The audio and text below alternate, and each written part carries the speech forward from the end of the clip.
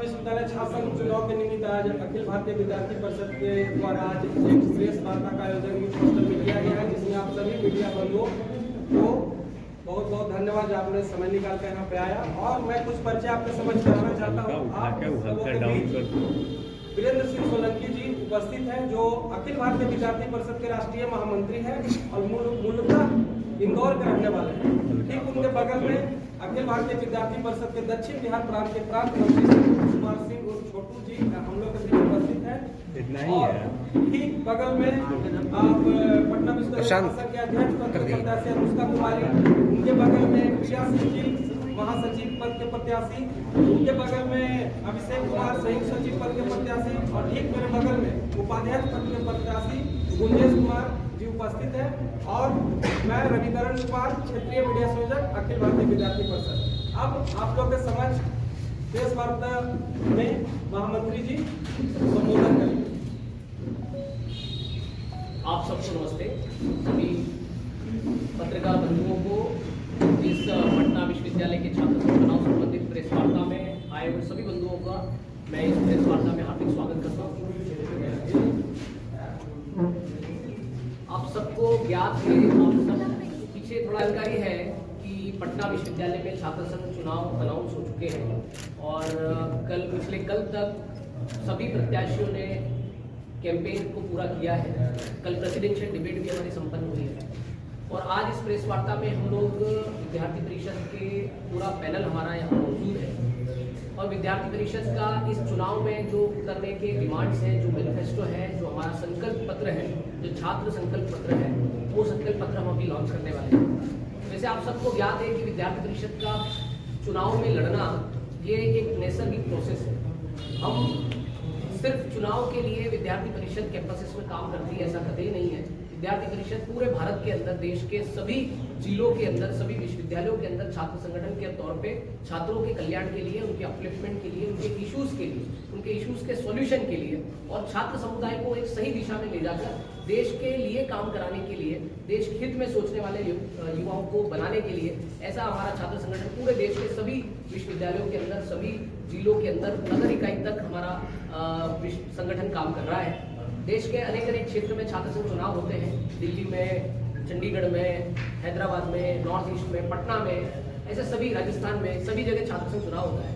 विद्यार्थी परिषद छात्र संघ चुनाव सिर्फ इसलिए लड़ता है क्योंकि वो हमारे छात्र समुदाय का एक शैक्षिक परिवार का एक हिस्सा है और उस चुनाव के माध्यम से हमें नेतृत्व समाज को, छात्र समुदाय को दे सकते हैं। इसलिए विद्यार्थी परिषद छात्र संघ चुनाव लड़ने के लिए आगे आता है और उसी के निमित्त हम पिछले वर्ष भी छात्र संघ चुनाव पटना यूनिवर्सिटी के अंदर लड़े थे, उसके पहले भी लड़े हैं और इस वर्ष भी हमने हमारा पूरा पैनल छात्र संघ चुनाव लड़ाया है। हमारे पैनल में अध्यक्ष हमारे साथ हैं, महासचिव, संयुक्त सचिव, हमारे उपाध्यक्ष, सभी भाई और बहन हमारे पूरे पैनल के आपके बीच यहाँ उपस्थित हैं। और आप सबको ज्ञात है कि विद्यार्थी परिषद छात्र संघ चुनाव जब लड़ता है तो हम मैनिफेस्टो जब हमने जारी किया है उसमें हमने स्पष्ट कहा है, हमारे 10 पॉइंट्स के अंदर ही हमने छात्र समुदाय और पटना विश्वविद्यालय के छात्रों के कल्याण के लिए जो बेस्ट पॉसिबल हो सकता है वो सारी बातें इसमें हमने जोड़ी है। चाहे हम अगर पूरे पटना के परिदृश्य की बात करें कि पटना के परिदृश्य में अगर शिक्षा क्षेत्र की बात करें तो जो परीक्षा की बहाली करने का आवश्यकता महसूस हो रही है, वो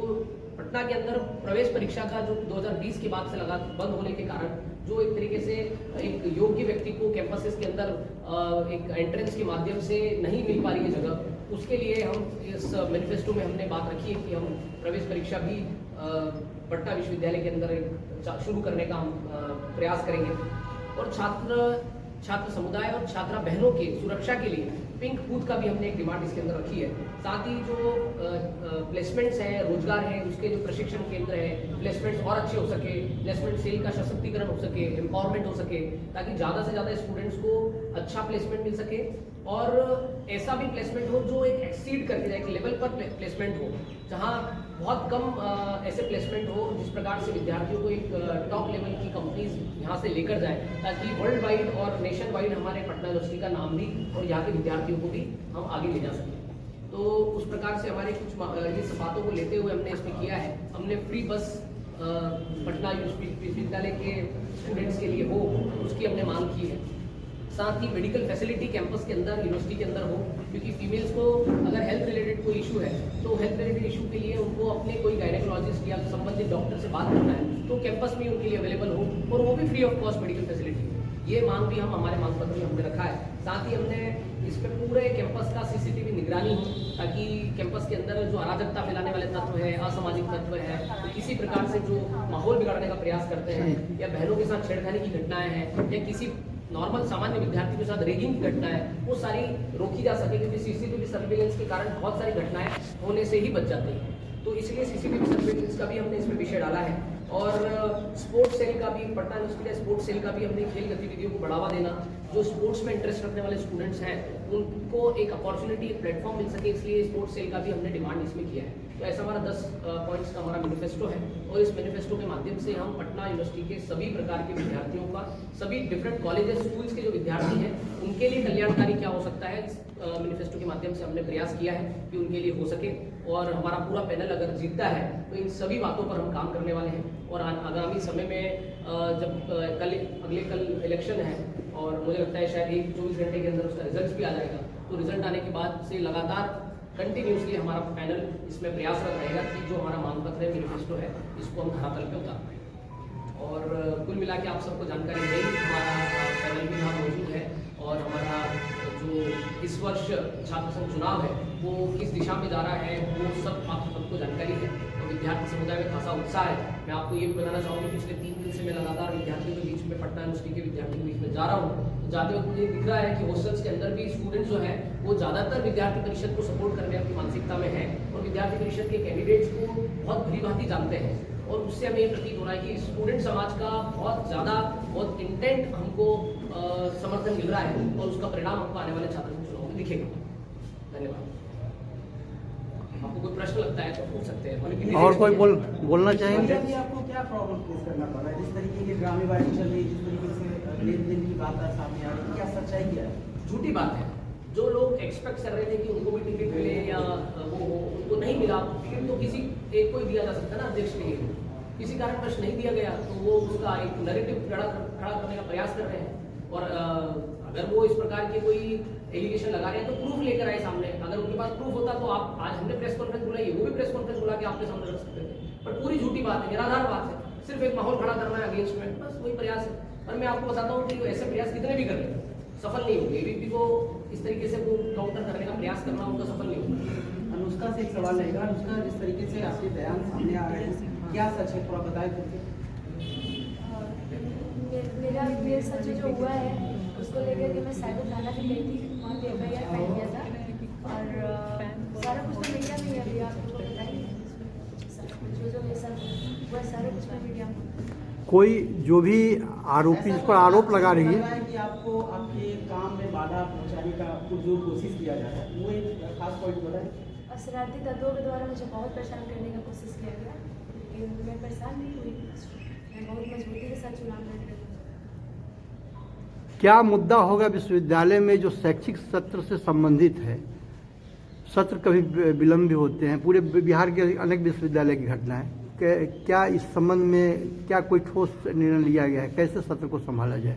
जी बिल्कुल, जो विश्वविद्यालय में सेशन लेट होती है वो तो हमारे मैनिफेस्टो में ऑलरेडी मेंशन है। सेशन लेट होता है, सेशन हम लोग टाइम पे करवाएंगे, और एग्जाम में भी काफ़ी लेट होता है, वो सब चीज़ टाइम पे।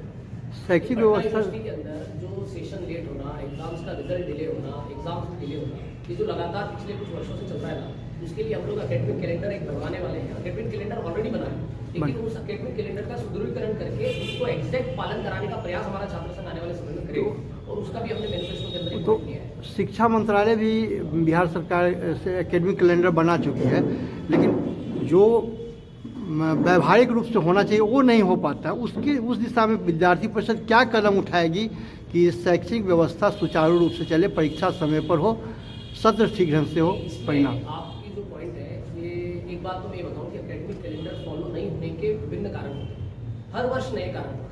कभी किसी, जैसे कोविड आया, कोविड के समय पे लगातार एग्जाम्स डिले होते थे और एकेडमिक कैलेंडर पूरा डिस्टर्ब हो गया। आज देश में कई यूनिवर्सिटीज ऐसी है जिन्होंने अपना एकेडमिक कैलेंडर को लाइन अप किया है। पटना यूनिवर्सिटी भी प्रयास कर रही होगी, पता नहीं, लेकिन प्रयास हमको दिखता नहीं है। दूसरी बात ये कि अगर एकेडमिक कैलेंडर डिले चल रहा है तो उसके रीजन जो है उसको फाइंड आउट करके एक तरीके से इन डेप्थ जाकर उसको पता करना पड़ेगा कि हमें कहाँ कौन सा कोर्स का एकेडमिक कैलेंडर किस कारण से डिले हो रहा है, उसको फाइंड आउट करके हमारा जो छात्र संघ अभी आने वाला है वो छात्र संघ उस पर प्रयासरत होगा, उसको डेफिनेटली हम लाइन अप करेंगे और समय पर सभी एग्जाम्स और समय बाध्य करके उसका रिजल्ट्स और समय पर ही सारी क्लासेस पूरी हो, उसका पूरा प्रयास करेंगे ताकि विद्यार्थियों के करियर का समय जो है वो वेस्ट ना हो। एक समस्या और है, कैंडिडेट का कहना है कि एबीवीपी ने इस बार पैराशूट कैंडिडेट उतारे हैं, खास करके यदि बात करें आपके अध्यक्ष पद का, तो इस पे क्या कहेंगे?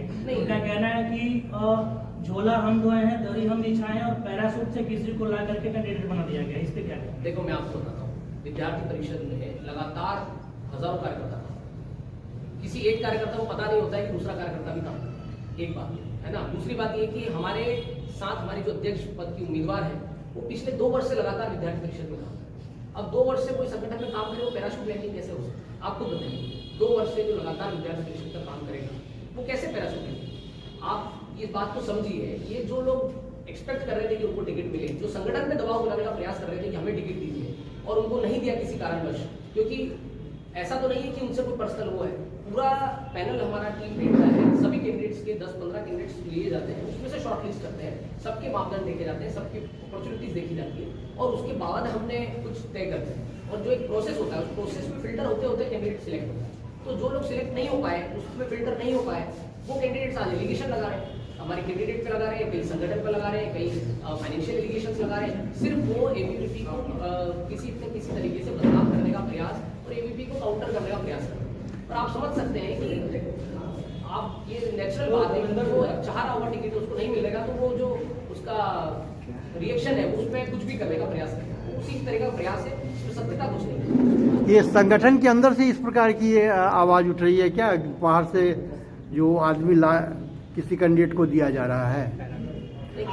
नहीं, कहना संगठन के आपके विद्यार्थी परिषद संगठन से ये बोला जा रहा है कि बाहरी कैंडिडेट को दिया जा रहा है, तो विचार विमर्श नहीं, अंदर से कोई नहीं बोला जा रहा है, ये गलत जानकारी आपको पहुंचाई जा रही है, ऐसा कुछ नहीं है।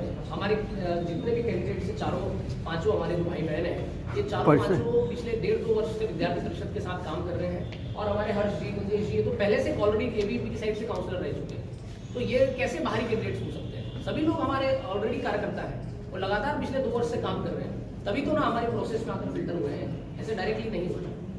अच्छा, एक बड़े बिहार की तमाम सारी पार्टियां चुनाव लड़ रही पटना एमसीपी से, आपकी पार्टी या एबीवीपी को लोग क्यों सपोर्ट करेगा? एबीवीपी को लोग क्यों लोग सपोर्ट करेगा? एबीवीपी को क्यों सपोर्ट करेगा? देखो 2 बात बताता हूँ। विद्यार्थी परिषद को विद्यार्थी इसलिए सपोर्ट कर रहा है, एक तो कि विद्यार्थी परिषद हमेशा विद्यार्थियों के लिए लगातार खड़ी है। इलेक्शन आते वक्त हम कोई संगठन बनकर आते हैं, इलेक्शन कैंडिडेट खड़ा करते हैं और अपील करते हैं कि हमको वोट करो, ऐसा नहीं। इलेक्शन नहीं होंगे तो भी एबीवीपी कैंपस में, क्लास के अंदर, कॉलेज के अंदर विद्यार्थियों की समस्याओं को लेकर हमारे कार्यकर्ता काम करते हैं। अभी हमारे प्रदेश मंत्री जी आपके साथ बैठे, पिछले 4-5 वर्षों से लगातार, ये तो कोई इलेक्शन नहीं लड़े, लेकिन लगातार प्रदेश मंत्री, हमारे महानगर के मंत्री, सभी कार्यकर्ता जो है ये लगातार कैंपसेस में, यूनिवर्सिटीज में विद्यार्थियों के बीच में उनकी समस्याओं के सॉल्यूशन के लिए लड़ाई करते हैं। तो ये हमारा जो वर्क है वो इलेक्शन बेस्ड नहीं है, हम कंटिन्यूस कार्य करते हैं और कंटिन्यूशन में कार्य करने के कारण विद्यार्थी समुदाय के अंदर एक इमोशनल अटैचमेंट हमारे संगठन के साथ होता है। और दूसरी बात की विद्यार्थी परिषद जिन बातों पे बात करती है ना, वो एक तरीके से स्टूडेंट को लगता है कि हम वास्तव में किसी सत्य और किसी रियल जो समय की आवश्यकता है उसके अनुसार हम संगठन में काम करने वाले लोगों के साथ जुड़ रहे हैं। जैसे हम कभी भी जाति आधारित वोट या जाति आधारित पॉलिटिक्स के आधार पर संगठन नहीं चलाते, हम कभी भी उस पर काम नहीं करते। हम सभी समाजों को एक साथ में लेकर समाज को अपलिफ्ट करने का काम, देश को आगे बढ़ाने के काम किए, विचार के साथ, नेशन फर्स्ट के कंसेप्ट के साथ, नेशनलिज्म के साथ, राष्ट्रवाद के साथ, किन बातों को लेकर विद्यार्थियों के बीच में जाते हैं। हमारा नारा होता है, हम उस नारे से ही रिफ्लेक्ट कर देते हैं कि हमारा विचारधारा क्या है। उस विचारधारा को लेकर जब विद्यार्थियों के बीच में जाते हैं तो विद्यार्थी समझता है कि यार वास्तव में विद्यार्थी परिषद इन छोटी बातों में ना उलझकर बड़े पर्सपेक्टिव में समग्र रूप से राष्ट्र के हित में क्या हो सकता है, छात्र समुदाय के हित में क्या हो सकता है, उसके लिए काम करता है। तो विद्यार्थी परिषद से विद्यार्थी जुड़ता है। और दूसरी बात रही हमारे कैंडिडेट्स की, तो कैंडिडेट्स भी हमारे ऐसे होते हैं जो वास्तव में क्लास के अंदर लगातार एक्टिव रहते हैं, सक्रिय रहते हैं, तो स्टूडेंट के साथ कनेक्टेड होते हैं, तो वो उनको करेक्ट फील कर पाते हैं।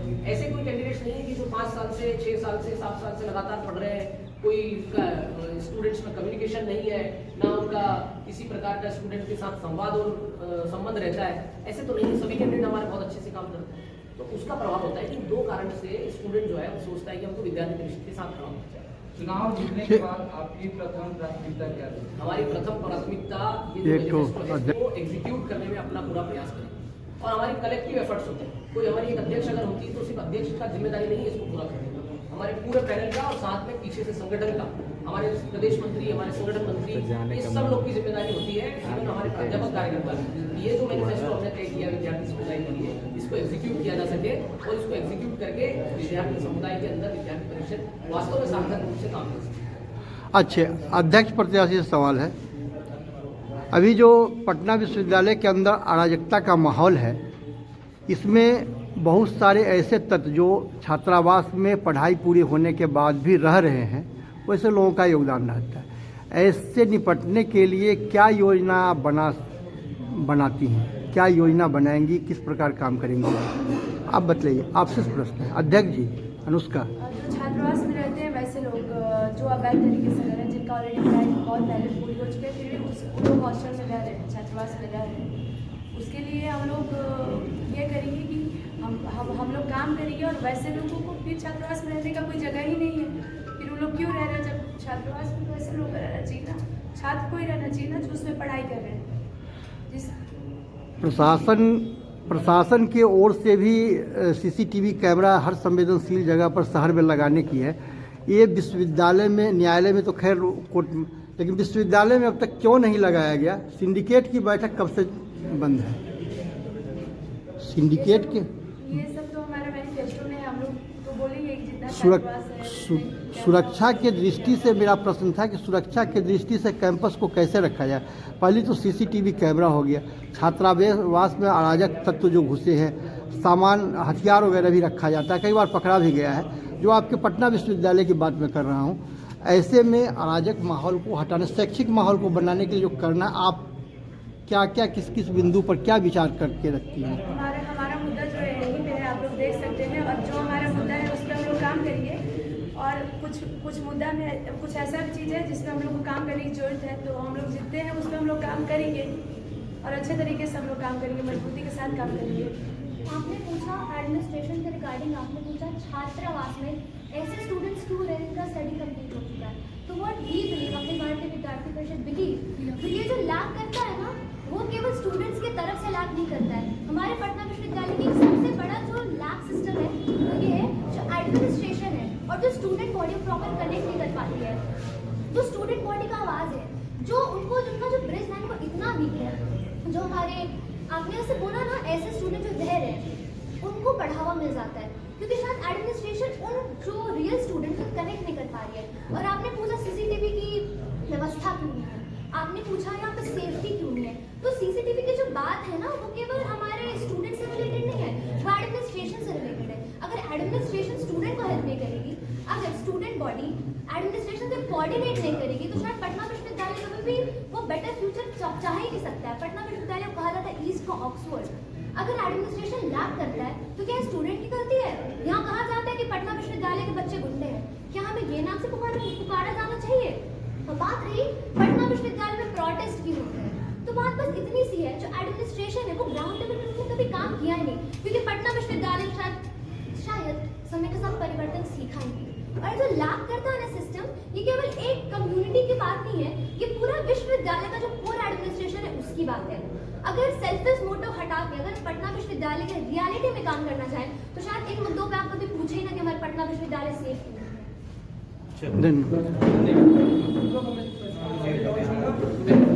तो कल पटना विश्वविद्यालय छात्र संघ का चुनाव होना है। अमूमन यह छात्र संघ का चुनाव है, किंतु कई राजनीतिक दल अपना छात्र संगठन बनाकर अपने विचारधारा के लिए छात्र के बीच में उपस्थित होते हैं। ऐसे में अनेक दल के अपने अलग अलग विचार के लोग प्रत्याशी चुनाव मैदान में खड़े हैं। 28 तारीख को चुनाव होना है पटना विश्वविद्यालय में। विद्यार्थी परिषद का जो पत्र संवाद में बताया गया है कि उनके प्रत्याशी के हौसले बुलंद हैं, अराजक तत्वों के द्वारा लगातार धमकी दी गई, अश्लील हरकतें की गई और ऐसे में हताश होने की जगह प्रत्याशी पूरी मजबूती से हौसले के साथ चुनाव मैदान में है। आने वाले समय में जो चुनाव होगा, चुनाव में हमारे सारे पांचों प्रत्याशी विजयी घोषित होंगे, यही उम्मीद है। कॉलेज में एक प्रश्न के जवाब में जो बताया गया कि कॉलेज में अराजकता का माहौल है और इसे दूर करने के लिए सीसीटीवी कैमरा, चिकित्सक की एक आवश्यकता है और एकेडमिक कैलेंडर, शैक्षिक कैलेंडर जो उसके अनुसार सत्र ढंग से चलाया जाए, जिससे विद्यार्थी का करियर चौपट नहीं हो। इसी दिशा में काम करने के लिए विद्यार्थी परिषद कमर कस के मैदान में है। अब देखना है कल रात तक जो चुनाव परिणाम आएंगे उसमें विद्यार्थी परिषद की कितनी बढ़त और कितनी बेहतरी दिखती है। आनंद नमन, पटना।